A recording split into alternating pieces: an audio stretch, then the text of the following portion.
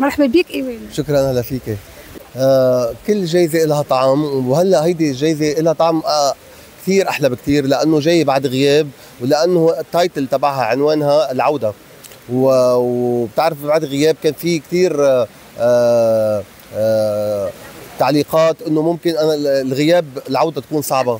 ايه، كان تحدي كبير، وتقدير يجي من دوله مثل تونس بتقدر الفن كثير، فهيدا لها معنى كثير كبير عندي، فمبسوط فيها جدا. مستقبل الاغنيه اللبنانيه مع ايوان؟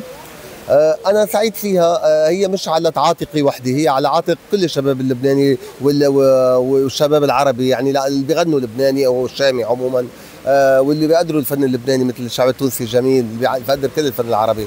فأنا بحب أقدم الموسيقى اللبنانية البوب اللي هي شبابية وحلوة، وبحس إنه كان في إلها فراغ، فحابب أرجع أعطي ألعب دور بتقديمها. ميرسي، إن شاء الله بالتوفيق. شكرا لك.